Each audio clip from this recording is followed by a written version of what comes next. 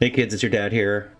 Back again for a wrap up on Outer Wilds. It's been a few days. I've had some time to process. Been thinking about it a lot. And also, as you can see, downloaded. Apparently there's DLC for this game. Again, don't really know much about it except that it's an experience that's somewhat tangential to the game itself. It's not like obviously I don't think there's much of an extension of play after the game. So kind of want to go figure out what that's about. But I also just wanted to cruise the solar system with a different perspective and just kind of talk through. Oh, well, there you go. Just kind of talk through, thoughts, feelings, observations. I do think, starting with, I think there's a lot that I missed. Not a ton, but definitely some areas I didn't explore enough. Again, as I've been sort of like looking through the VODs and uploading them, I'm noticing that, there were certain areas where I was like, why didn't I go up there? Or some cues that I perhaps missed. So I'm going to start at the Hanging City. And again, this feels very different. I don't feel a sense of urgency that I have before. I still want to get places in plenty of time to visit, but if whatever I can't finish this loop, I'll just do the next loop. So we are going to go to Brittle Hollow. And actually, the first place I want to visit is Hollow's Lantern. I tried this once. It didn't go well. Let's see if we can do this a little bit better this time.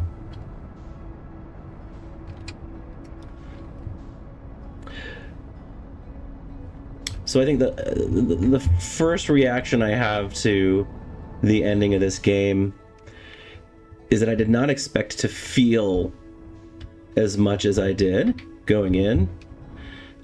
Heck, even most of the way through the game, when I was kind of feeling a little like low, like, oh, we aren't going to be able to save our planet and our friends. That like final act of creation, I think, was just so well done and such a good sort of coda end cap to a story that felt very, at times, bleak and lonely and desolate and hopeless. To have sort of this final act of creation be, whether they were real or, creations of my quantum imagination, to be able to spend that time with my friends. All right, can we do this without falling in the lava? We can, kind of. Oh, that scared me. All right. Maybe I'm not quite as dispassionate as I thought. Is there a better platform to do this on? Maybe I should use the... All right, first of all, I'm gonna get out of here. All right, let's go back. Maybe I should use the landing mode. It's probably a better idea. I don't think there's anywhere else to land on this hot little rock.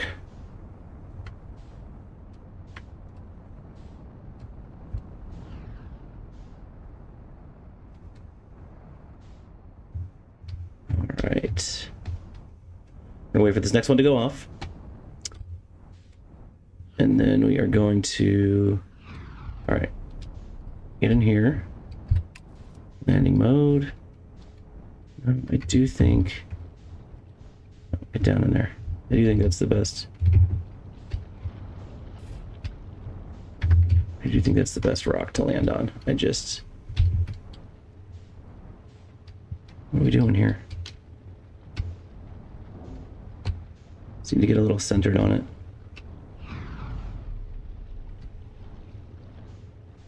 Are we centered? Are we good? Are we stable?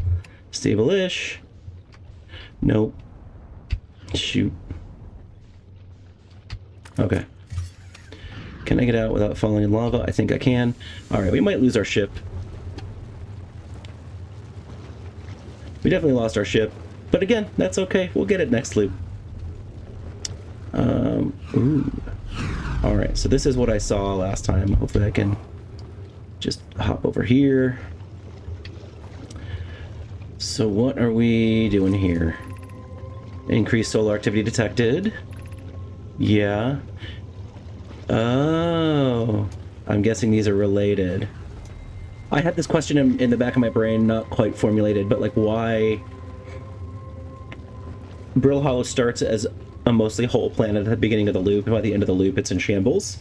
And like why this 22 minutes? It makes sense if the sun exploding, I mean, I'm not sure exactly how it would work, but you know, the sun exploding must be triggering this to go off more often, which means more rocks hitting the surface.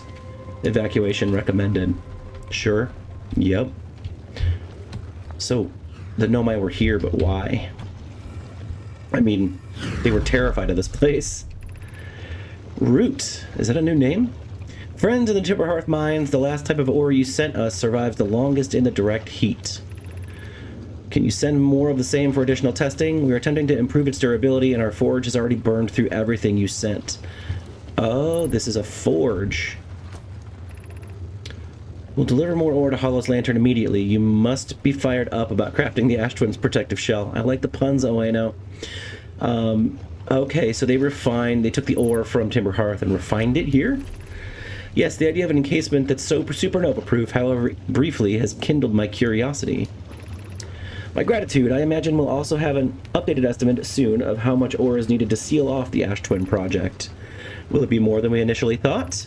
It will be significantly more. The smallest cracker opening in the previous protective shell would destroy everything. Interesting. So a little bit of clue about the Ash Twin project and specifically why they used the ore that they did. All right. Well, I think I can get off of this planet, I hope, and onto Brittle Hollow. Maybe not. No. Oh, look at that. Raise the surface.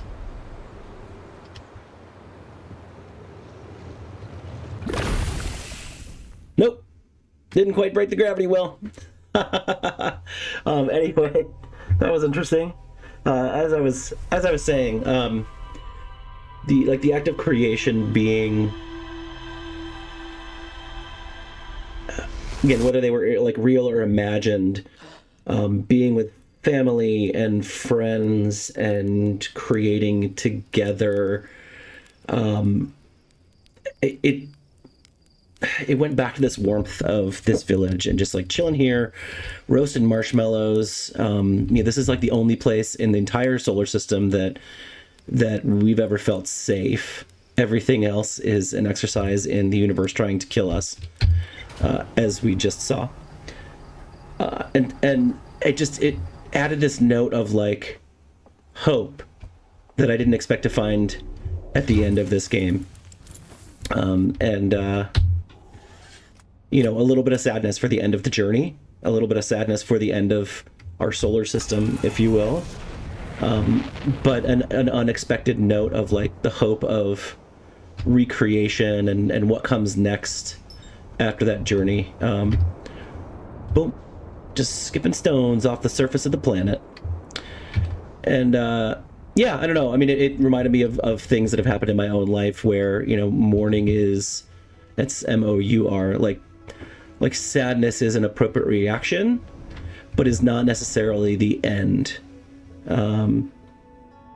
So I think part of why this is it like wasn't just me on my journey, but I was following in the footsteps of other Nomai, which helped make it feel not so lonely at times, but also, I was also following in like Feldspar's footsteps and discovering things that they had discovered, and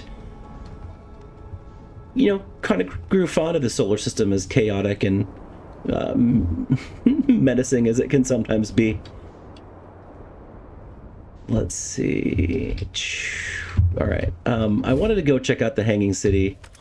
There's one thing that I noticed I didn't quite catch, which is the fact that the school district... I didn't actually realize I'd been to the school district when I was looking at the VOD and being like, oh yeah, there's a school district, I wonder where that is, that I had just explored, and it was very clearly, there were very clearly classrooms. This place kind of terrified me, so I tended to move through it pretty quickly and not really take in actively what I was seeing. So this takes me down to the Tower of Quantum Knowledge, Southern Observatory. We'll be back there, I think, soon. But let's go Hanging City first. Another thing that I really appreciated is just the Nomai in general. They're definitely set up as sort of like protagonists, that I think we're supposed to like them. They tend to represent things that I consider positive qualities, curiosity, excitement, passion, love. Like the writers of this game did a really good job of making them just super relatable. They had love, they had puns, they had passions, they had fears, and pretty real relatable fears. I also don't think I talked to these guys enough. Oh, you launched. That's great. Great job, you. Well, I guess that means I've been out here a while, huh? Well, this is Brittle Hollow, but you probably knew that. Lots of history here. It's great. Yeah, I'm in a hurry. Let's see. I learned something. I learned a lot. Well, let's see. What do we want to do? I saw this on the city. I saw the Hanging City. I went to the Comet and... oh, wow. Wow, so that's how the Nomai died. That's really sad, isn't it? I know it was a long time ago, but still. Stars above, it's lucky we hadn't evolved to live on land yet. Yeah, I think we read this before. Yeah. Let's see. Where should I explore here? Yeah, I think we've talked through most of this stuff with Mr. Ryback.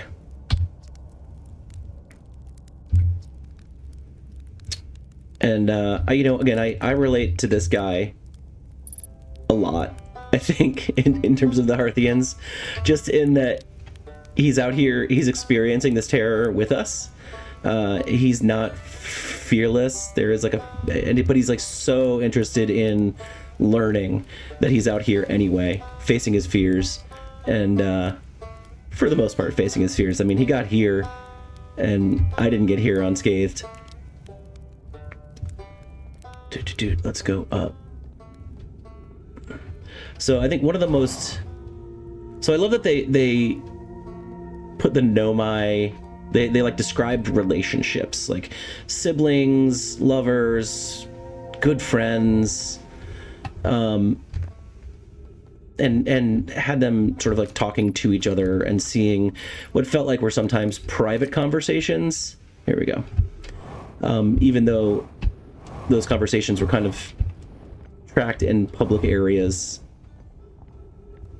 but you got to like almost feel like you got to know some of those characters. I felt like I knew like Poke and Pi better than some of the Hearthians that I met. They felt like there was like a depth of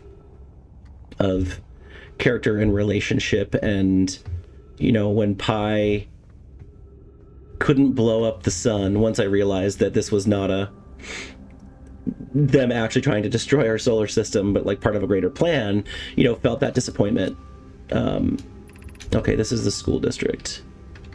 Like, felt that disappointment with them of like, or Poke when they were trying to develop the black hole core, and like having that deep self-doubt of like, what have I gotten myself into? Am I really up to the task? Did I just get myself in too deep? And like how disappointing am I gonna let everybody down? Like that was a moment that stood out to me as like just so relatable. I think I won't count myself in this, but I know really, really smart people tend to be full of self-doubt. They overanalyze, and there's a lot of like imposter syndrome. Your mom experiences this because she is a genius, of like, you start to really question your own capabilities because Sometimes you're scared of what you're capable of. Sometimes you are terrified to let the people that you love down. I thought one of the storylines I loved, and I assume this was intentional, was Solanum, for example. Oh, here you go. Here's Poke. I believe I can be of use here. Here's someone who's so excited.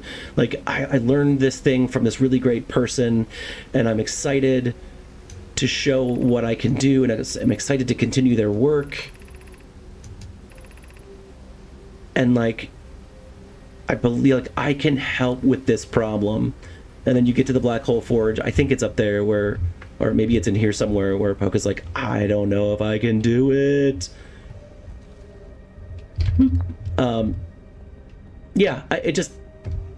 It made me feel extra sad after the fact to find Poke and Pie in the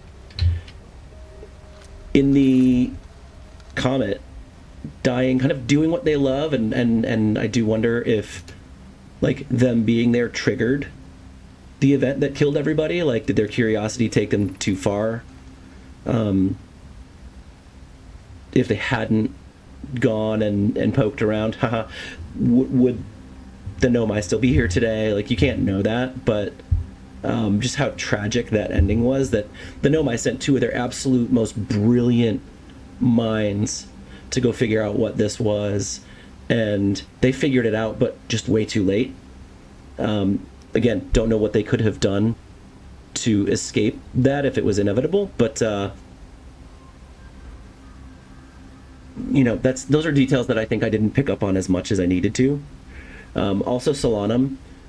This is why one of the reasons I wanted to come to the schoolhouse. Like, I remember seeing Solanum, I want to say post, but like writing some different things about. Ooh, oh, am I in the Meltwater district right now? I don't even know if I'm in the school district. I think the school district might be down there. Yeah, what could go wrong? Just dive. Yes, dive bomb the school. I want to find it. Like, there's writing from Solanum that I didn't realize as I started to piece it together. Like, is their own personal growth with this story of the eye and the uncertainty of the universe, and how they relate to that knowledge, and how they relate to it as someone who grew up here versus coming here as an adult, how their relationship with the eye is actually very different than the people who came here as adults. One of the themes that is very clear is that, like, the adult Nomai treat the eye as if it's, I'm going to call it kind of a religion. I don't think it's, I want to be here. What happens if I'm here on the Black Hole Forge? I don't think I'm supposed to be here. It's not like a superstitious, or like a supernatural religion, rather, but it does seem fairly superstitious. They try and treat the eye, or they kind of treat the eye as a being, an entity, and I don't know. There does seem to be some will of creation behind it. We're just going to go to the White Hole Station. It'll be fun. But where are you, White Hole Station? That's not. Is that my ship? No. That's somebody else's ship? Or is that just a rock? That's just a rock. I've always been bad at finding the White Hole Station. There it is. Well, looks like it was about to find me either way. That, like, there was a reverence for the eye. They built shrines to the eye, and it made sense. And I kind of picked up on this when I was walking through, one of the eye shrine districts. It was almost like, I think humans tend to look for meaning in tragedy. And where the folks who lived through the crash, the Nomai who lived through the crash, who, made the decision to, and again, some of this you get with the context of when you find the messages on the vessel. But like, the captain made a decision, an active decision to pursue this signal, which led to at least a third of the Nomai just outright suffocating in terror and stranding the other 2/3 on alien planets hostile to life. And so it's natural to want to like almost need to find meaning in those actions and say like, well, we're here for a reason. All of this tragedy happened for a reason. It wasn't senseless tragedy. Like, we need a reason to like continue to live and to continue to strive and thrive. And we're going to find it, even if we're a little bit, if we have to invent it. I'm not making any, what? Oh, look at this. See, these are the hints that I totally... Black hole, white hole, Nomai traveling. I just did that. Awesome. I mean, it's just so... Some of the hints are so subtle that they're so easy to miss. Let's see. But, like, again, not commenting on religion in the real world, but just knowing, having experienced loss and tragedy, it's harder when you can't find meaning. It's harder when it feels senseless. Come back, Scout. And so I can see the older Nomai who lived through this, like these folks. This is one of my favorite jokes. Testing the null hypothesis about lava. Good stuff. I don't like lava. And then you get Solanum, who's younger and who grew up with this sort of almost primitive fear about the eye, and like starting to ask questions that their parents or elders were afraid to maybe ask, like, what are the implications of the eye being sentient and calling us here? Oh, no. We're going back to the White Hole Station, aren't we? No, we're not. Yes, we are. I still have not gotten better at navigating Brittle Hollow. We're going to meditate till the next loop. Again, it's fine. And I kind of wanted to be looking at this, but like I remember Solanum as a child kind of asking those questions in the schoolhouse of like being almost scared, right? Like, what if the eye is not good? Like, what if it's doesn't have our best interests at heart? And that, her being the only one that I saw question that makes sense coming from a child who didn't feel the need, who like their meaning was sort of handed to them instead of discovered. And they start to question sort of we'll call it the faith that their parents raised them with, or that their elders raised them with.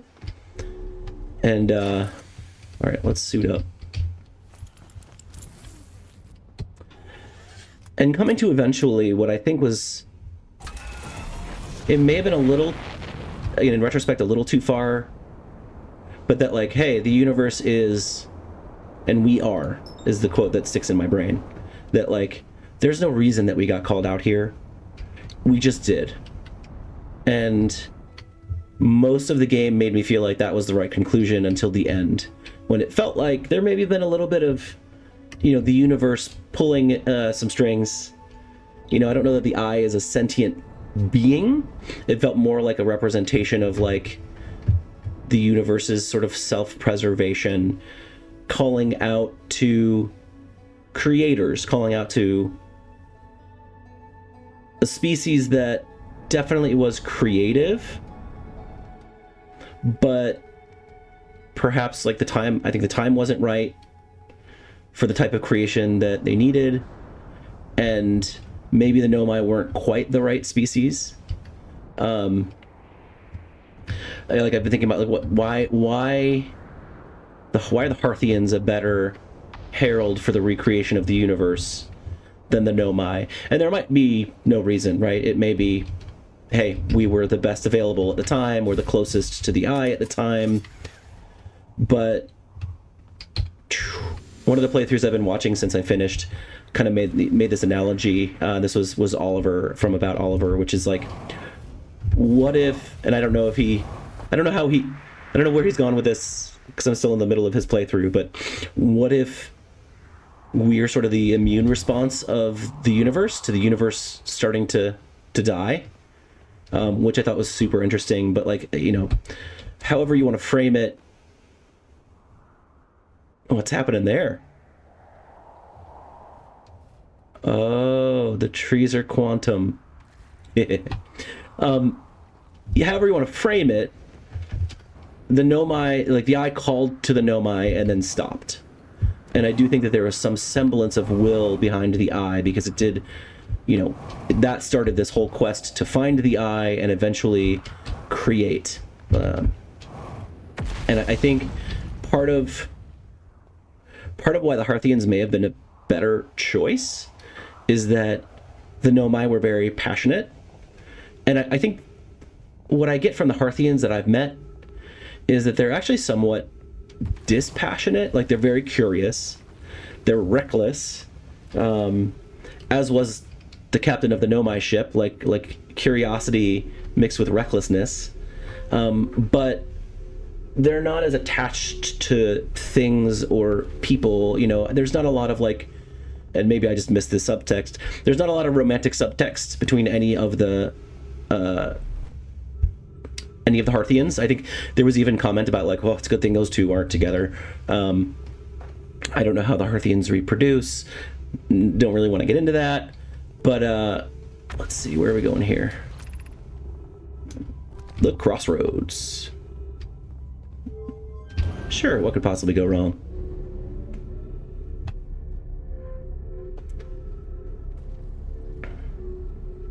Sorry, regathering my thoughts. But yeah, I think when I think about that final act of creation, I want to like just jet up to there, but that's not going to work out at all. It was to choose new creation over, in the face of losing everything that you know and love. I don't know that many of the Nomai would have chosen that, but I think every Hearthian that showed up at the end was more recklessly curious about new creation than they were terrified of losing the old creation, if that makes sense. And it feels like a choice, that like a very intentional choice by the writers on how they characterize these two different peoples. I liked, this is kind of an aside, I really liked the open sort of forum of communication that the Nomai used, where like what are we doing here? Gravity cannon. No, thank you. Here we go.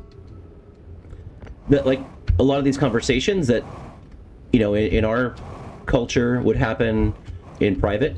They would be things like letters. Ooh, smash. Here we go again. You would have it in letters or emails or like private communications. They just put on the wall and went back and forth and were very vulnerable with each other. And even some of the private things ended up on, walls that people could see. So I find it fascinating. There was a lack of sort of ego with the with the Nomai, that they could be vulnerable with each other. And I think they actually, like, that was part of their success in finding progress, was like not fighting amongst each other. I felt a distinct lack of sort of politics. And I don't mean our politics, but I mean more like nobody that I saw blamed the Nomai ship captain for crashing on Dark Bramble. Like, nobody expressed regret. Like, obviously there was the feeling of like, these circumstances really suck and we mourn our lost, but not like, whose fault is it? I couldn't tell you who the leader of the Nomai was. I don't think they had one. They had elders, like, Cassava felt like someone, of authority. But even like younger folk, like, teleporting through the sun's always fun. Even younger folk like Poke and Pie were regarded based on what they accomplished, not sort of their age or seniority. And so there just wasn't this like animosity between Nomai outside of people that kind of annoyed each other, which again is very human. But it wasn't like a territorial thing. It wasn't like vying for leadership. It was differences of opinion on how to solve the problem of getting home, or personality conflict, which I think are inevitable when you have sentient beings living close to each other. But I don't know, it was cool to follow some of the storylines. It was cool to realize that, you know, some of the kids playing in... Woo! Slow it down. Some of the kids playing in, you know, in the anglerfish cave were, you know, some of the same kids that came over here for school and eventually grew up to be adults. I just thought that added so much depth to their people. Let's see. Okay. I want to hit the Southern Observatory, which I want to do from here. If I can remember how to get there. Stop it. I think, again, I like, there was a little utilitarian in some parts of the game where I'm like, okay, I have the piece of information I expected to get here by. I need to get out. Or I got the information and the sun exploded, and so I didn't come back to seek more. Southern Observatory is this way. Man, this one always made me nervous. Pew! But I do love that you didn't have to have 100.0% of the information to finish the game. You definitely needed a lot more. I think when I was close to the end, I had the thought, and probably spoke it out loud, of like, could you stumble onto the end credits? And the answer is no. Like, you could maybe stumble into some of the scenarios where you know, yank the core out of the Ash Twin project and like actually die. But to actually reach the true ending of the game, you needed to actually, for example, visit the inside of Giant's Deep to get the coordinates to then plug those into the ship. And so way too many coincidences, which is, again, I'm sure by design.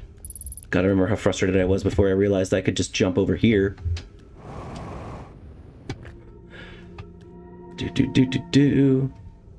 But you know, I'd say overall, this game was so well crafted. The developers and the writers were so thoughtful about every object placed. I mean, I'm sure there was some like, put a tree here for decorations, but you know, every skeleton had a story, and I realized I leaned away from that kind of thing in my playthrough, mostly because it just kind of made me sad to think about too much. But like, you know, oh, this is the skeleton of the person who wrote this thing over here, or like, oh, these skeletons are small, they're children. Yeah, see, I missed stuff up here. I didn't even go up here. Let's... Oh. This is one of these. Okay, so what do we have here? That is the sun, the Ash Twins. And the purpose of this was to try and find the eye of the universe, right? The reason I hesitate on this name so much is because Hearthstone kept popping into my mind, and I know that's not what it... I know it's Timber Hearth, but like, that's the association my brain tries to make every time I think about that planet. We've got Brittle Hollow, Giant's Deep, Dark Bramble, and the Eye really far out. And we clearly can't find it. The Eye did not want to be found yet. Konoi, how should our methods change as we continue to search for the eye of the universe? Mallow, we know what the eye looks like thanks to the quantum moon, so what if we try to find the eye visually instead? Let's send out a probe. Mallow's idea is clever, but we have no idea where the eye is in relation to here. The probability of launching a probe in the correct direction would be absurdly small, like 9 million to 1. I believe I have a solution for that problem. Have you spoken with Raimi and Pi about the technology they're developing? We need to build a probe launching mechanism to cover those long distances quickly. A cannon in orbit around a celestial body would circumvent the need to escape gravity's pull. Giant's Deep would be a good choice. It's furthest from the sun, so it would provide the best angles for launch. And it's moonless, except when the quantum moon is visiting. Yes, let's build a cannon in orbit around Giant's Deep. As we couldn't find the eye's signal using two different devices built for this exact purpose, we should discontinue this search method. This was earlier in the conversation, right? Yeah, discontinue. I don't think I figured out exactly how these messages... I mean, I understand that these are different, like, conversation threads, but I think visually, like, this close to the center is a reply to this. That makes sense. The other thing I missed with the writing is, like, the really big chunks of writing that I noticed but couldn't quite pin what they were. Like, those were children writing. Again, as I went back through and saw, like, oh, this is Solanum as a child. That makes sense. So wait. Unable to determine orbit, no signal detected matching any known criteria for the eye of the universe. So my thought is, I just had this thought of, like, what if you come here during the first loop? Would it find it? But the answer is no, because the eye was found on the loop prior to waking you up, because that's what triggered the project, the Ash Twin project, to reactivate. That there were no Nomai around, obviously, when the sun went supernova. The supernova was what gave the Ash Twin project the power to activate the first time and send the signal back in time to launch the probe the first time. And then it took, what, 9 million plus... I just lost my audio, but I think you can hear me. 9 million plus attempts to find the eye, and then when it found the eye, then it sent a signal back to the Ash Twin project to activate again. So the first activation was upon equipment failure, right? And then the one activation, which is why other statues might activate if other NPCs would go near them. I mean, I realize I didn't code this into the game, but I'm thinking in the universe, right? You know, if we dropped a statue by Ryback, maybe they would sync up and be in the loop as well. But the first statue activated because the Ash Twin project was successful. It was the other activation criteria that put me in the loop. So I had theoretically lived through this loop 9 million times without remembering. And it wasn't until the 9 million whatever probe was successful that I and... Man, who was it? The name just escaped me for a second. My friend on Giant Steep. Oh, that's not my ship. That's right. That I and my friend on Giant Steep, whose name I just wanted to look up on the ship's computer, and I don't know why I can't think of it right now, but then we got trapped in that loop because of the second activation of the project, and then every other loop. And I wonder if that's why... Like, the first loop of the game is a lot longer, and it is me living up to the loop, like my life sort of like up to the loop.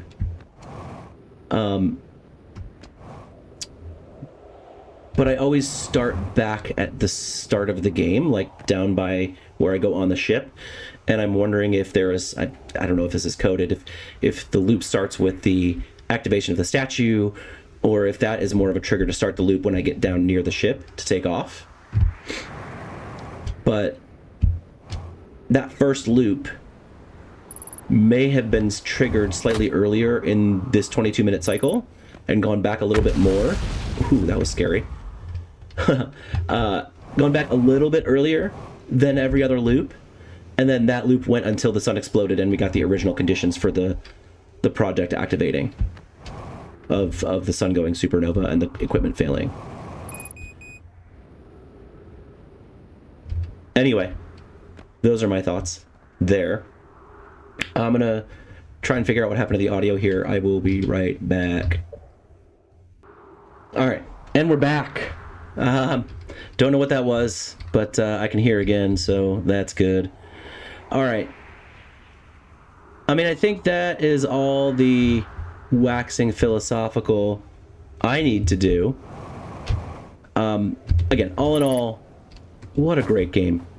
I had so many moments of, like, there haven't been a lot of games that captured me in the way that this game did, like, just, like, made me think about it all the time. You know, every time I would come back to play this game, I was so excited to do so. Having to wait to play again kind of felt like torture. Not really, but, like, I really didn't want to wait to play again. I wanted to just, like, it was sometimes hard for me to sign off and go about the things that I need to do in my day-to-day life because I just kept thinking about this game.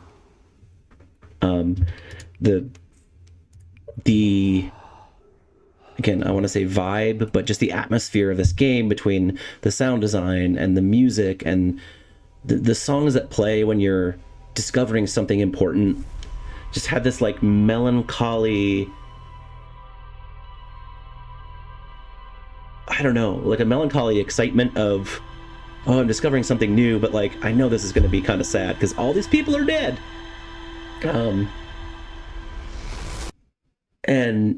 And again, to, like, cap off this sort of, like, hello, friend. I also kind of want to just explore Timber Hearth a little bit more, so I'll do that while I'm talking. I'm not suited up. I'm gonna go get suited up first. But yeah, just this feeling of like sadness, but also, like, I don't know. When I think about the end of the universe, and I'm not an astrophysicist, but I love astronomy. Is like there is sort of a somebody in the observatory had noted, like, oh, this is really sad, or no, you know what, maybe it was at the schoolhouse, the Know My Schoolhouse, of like, oh, the universe is going to end in darkness, and that's sad. But it won't happen in my lifetime, but it still feels sad. Like, I feel that. I feel like when I learned about the big crunch was probably not going to happen, and that the universe is probably going to end up in darkness,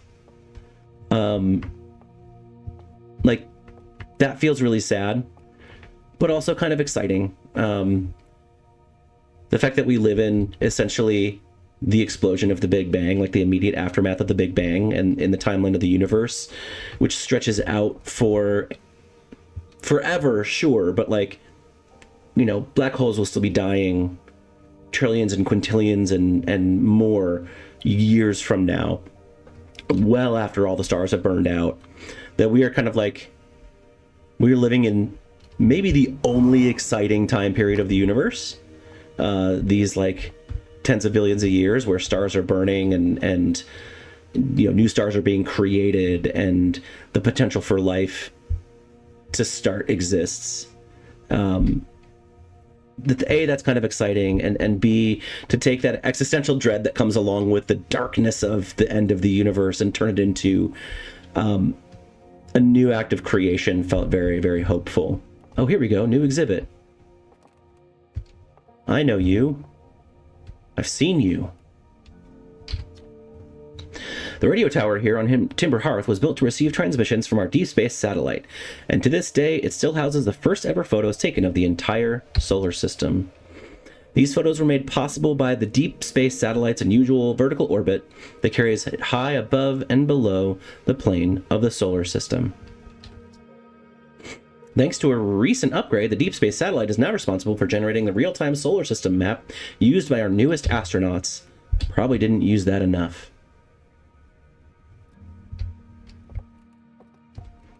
So look at that real-time solar system map.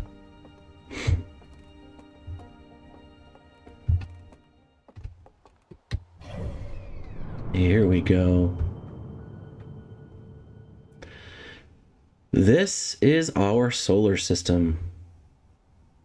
Timber Hearth, Brittle Hollow, Stupid Interloper, Dark Bramble, the White Hole. I've been to all these places. Giant's Deep. Very, very cool. I did chase down that satellite once, I think, and it was not very exciting. One place that I didn't explore, I found it on Timber Hearth, was the actual receiver. Like, I'm wondering if that has something to do with the add-on, the radio tower. Because that's what receives the signal from the... What are we looking at? From the satellite. I hate you, Quantum Stone. Stop moving. I said, stop moving.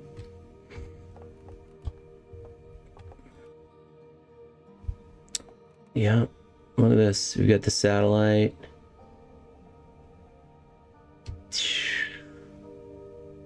Comet. Twins. Timber Hearth.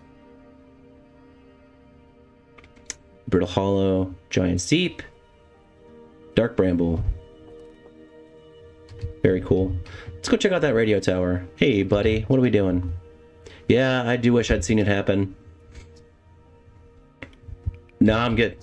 Like, what if one of these guys had found this first? Like, there's a little bit that wonders if, like, I started this game feeling like, with many games, like I was chosen for this task, and then again realized, kind of got to where Solano got, of like, oh, like the universe just is. It's not choosing people based on criteria. I just happened to be the first person to wander by the trophy after the signal was sent back to the Ash Twin Project in the 9 millionth loop. But I also just happened to be the only the only Hearthian that is scheduled for launch today. Missed. Oh. And, you know, the only Nomai who is not filled with fear like Ryback. Or, you know, dangerously reckless like Feldspar. I mean, sometimes dangerously reckless. Okay, a lot of times dangerously reckless. But I do wonder if there was, again, this is where I wonder if there's some level of sentience with the eye of the universe. You know, choosing now, choosing, you know, the main character to join in the act of creation. Like, let's say the main character failed. Would the universe have been recreated at all? Like, was the player character needed for that? Or could it have happened without me? Doesn't seem like it. Like, maybe Solanum. Maybe. But, I don't know. Ah, there's the radio tower. Slow it down. Crunch. It's just good to be flying back around in this game, you know?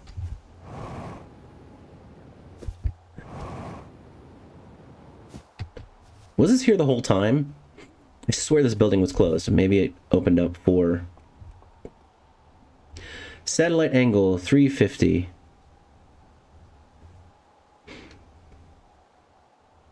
Yeah.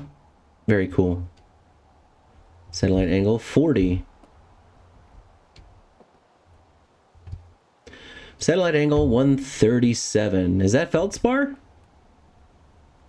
You are crazy, dude. Satellite angle 248.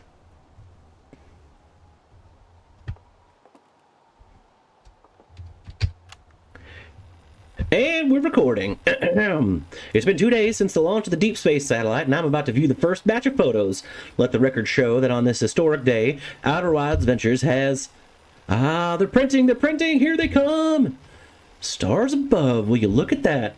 There's Brittle Hollow, and look there, that's Hollow's lantern. And there's Giants Deep, and the Quantum Moon. I'm speechless, completely speechless. Every single astral body in our magnificent solar system looking stunning from every angle in each of these 3 images. And in color no less. Now this is art. I could stare at these photos forever. Doesn't Timber Hearth look tiny from... Hold on, what is that? That can't be right. That's not even possible. Am I interpreting this photo correctly? What's even stranger is it doesn't show up on either of the other 2 photos. Just this one. Well, there must have been an equipment malfunction, I suppose. Only sensible explanation for it. I'll radio Gabbro and ask them to go examine the satellite's lens for defects. Okay, so whatever it is, I need to ask... Which of these photos is it? Is it this? Is it this black thing? Because right here... Here we're even with the plane. And that's where we spent our entire time. Here we're above the plane. Here we are... Like at the, I'll call it the sun's north pole. There shouldn't be anything up here. Is that the eye of the universe? Did they accidentally find the eye? I mean, I only saw it from the inside. Let's go ask Gabbro, I guess. Hey, fireflies. Nope, that's a satellite. Dummy. All right. Okay, I am suited up. Gabbro was on Giant Deep. He was my chill buddy that did not give 2 craps that we were in a time loop. Yeah, that's the other thing, is like we had a Hearthian in a time loop who could have done some of the work that I did in terms of like exploring. I guess they don't have a ship anymore. Maybe. Like, they could have found their ship. They could have gone to see what the hell was going on. And they chose to just chill. That's where I feel like the player character was maybe the only choice in this crop of misfits to get the job done.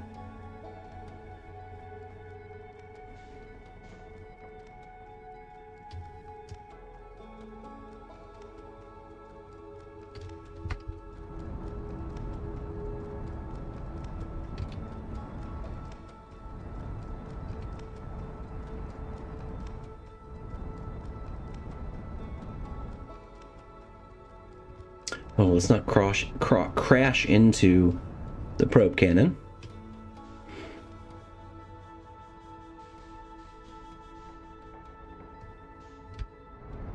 But I will recommend, if you want to watch a really good playthrough of this game, and you haven't already, which you probably have, but, oh, there's Gabbro's ship. Go check out about Oliver and his playthrough again. I'm about... I think halfway through it now. You know, I've watched some of his streams for a while. As you know, we watch some of them at bedtime because most of the time he's pretty chill. Not always, but where the hell is everybody on this planet? There he is. But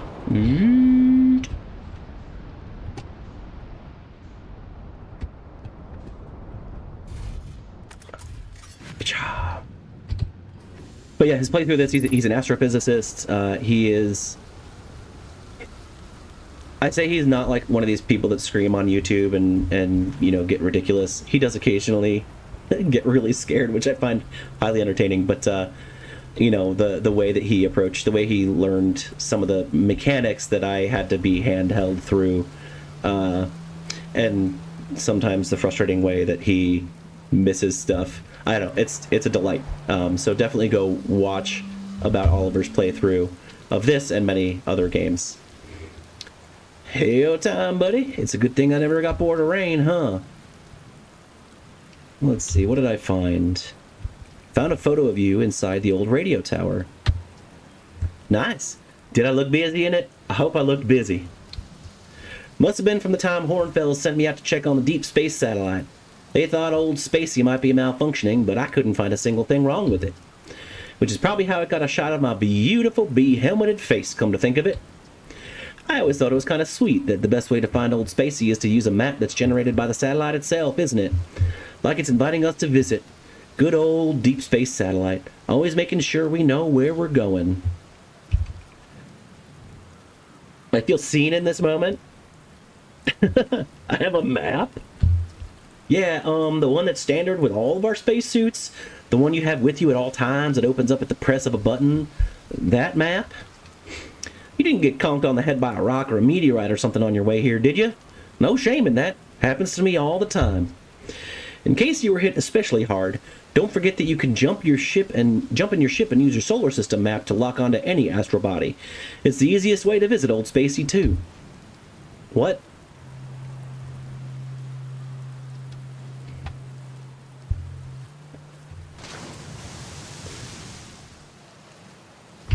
Are you telling me all those times that I flew out of Timberhearth and spun around searching like an idiot for whatever planet I was trying to go to was unnecessary? How do I do this? Pre-flight checklist. Oh my god. What?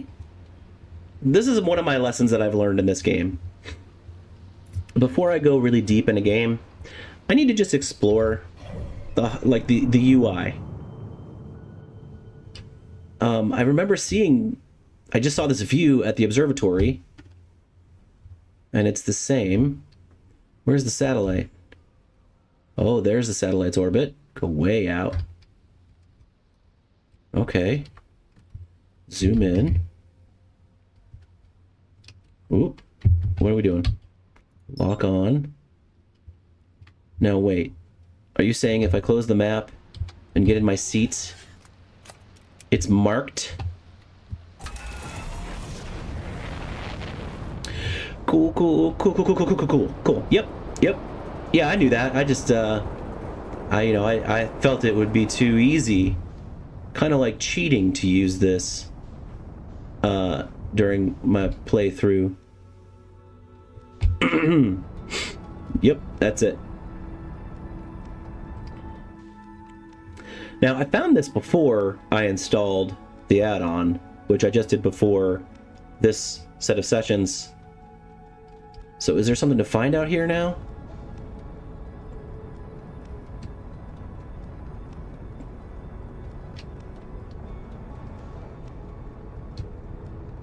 It's far out there, isn't it?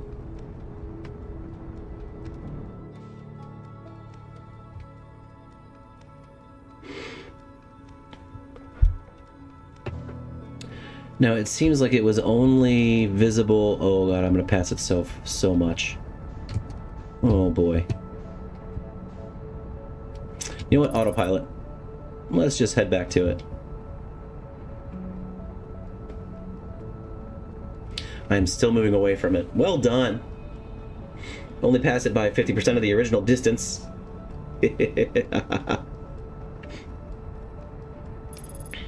Great use of fuel. I'm glad I have unlimited fuel.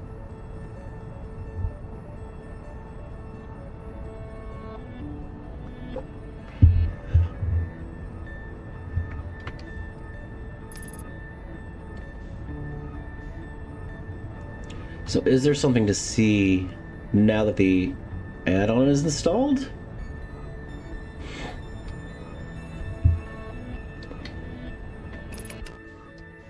Alright, let's see. Are you broken, little guy? How could I even tell?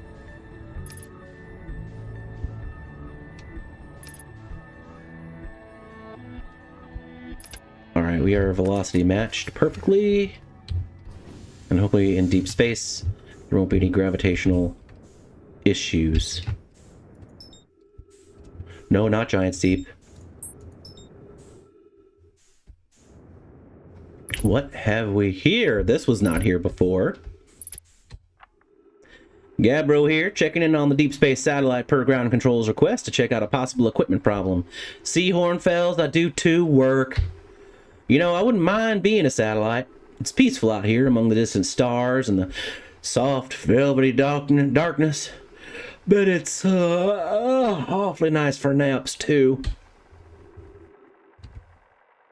Oh, right, the lens. All right, little satellite, let's see what the trouble is. Huh. Everything looks a-okay, ground control. No dust or scratches on the lens and no evidence of sparking or violent explosions. Guess that rules out equipment malfunction after all. Hear that, pal? You're in great shape. Keep up the good work out here.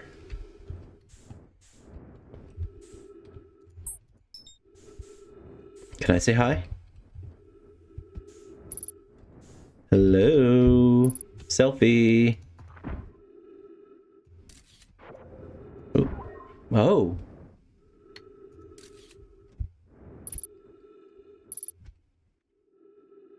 Let's see, rotate camera. Satellite selfie. There we go. I like it. All right, now we are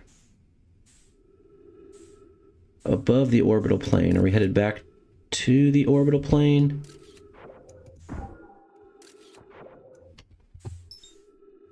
Well, we're rotating around that, so that makes sense. Yeah, we're heading back down. I don't think we want that. So what do we do? So we know that thing in that picture is real. We know that the photo was taken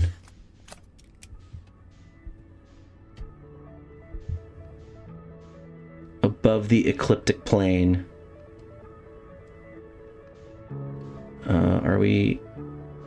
We're headed, seems like we're headed down back towards the, I think that's the phrase, ecliptic plane. Let's head up and see what there is to see.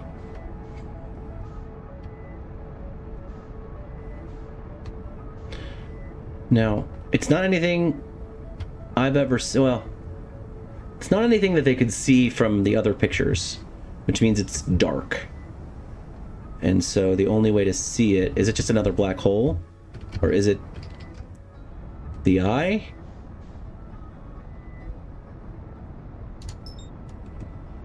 Oh, dear. I'm not trying to head towards the sun.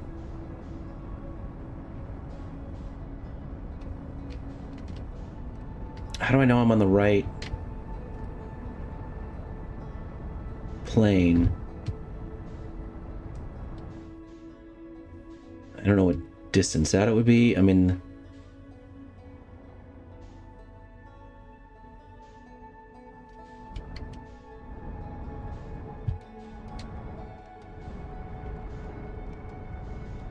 head. I want to be above the sun. Am I too far out? Am I far enough out? I have no idea. Am I on the right side of the sun? I have no idea. Are we about to watch the sun go supernova from really far away?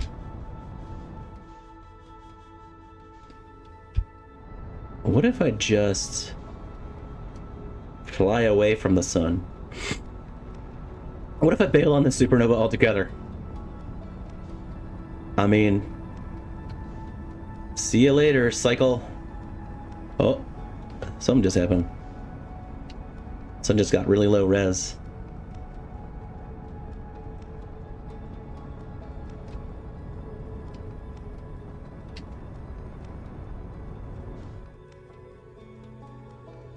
Is that, can I oh. Oh.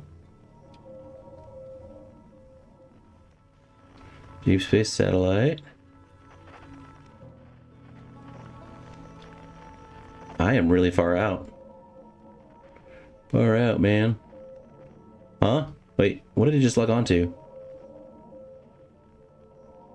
I swear. I just saw something.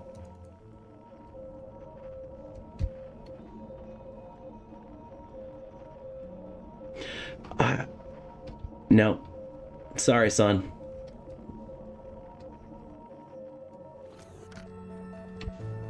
I'm out. Is there a point at which this game will not let me fly farther away? I remember autopilot turning on at one point and me not knowing about autopilot, so I thought I was banned from leaving the solar system, but I'm out here approaching interstate. That right there, is that Giant Steep? Okay. Something, something, pale blue dot.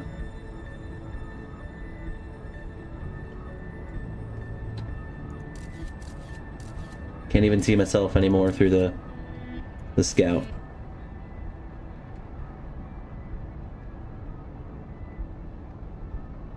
This is absolute foolishness. Just curious.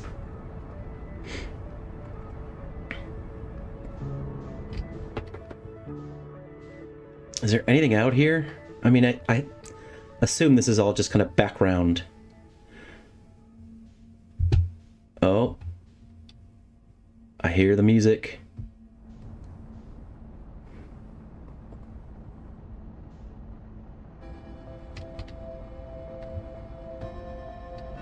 Oh. I just had this thought, which is I'm paired with the statue, right?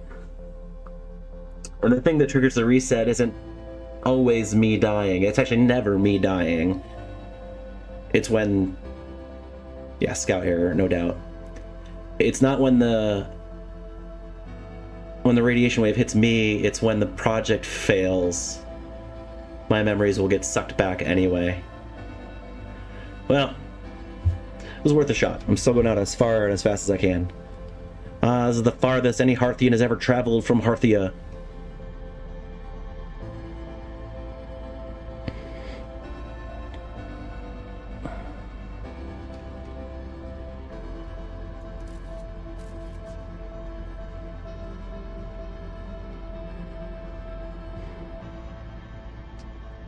I want to see it blow up from really far away.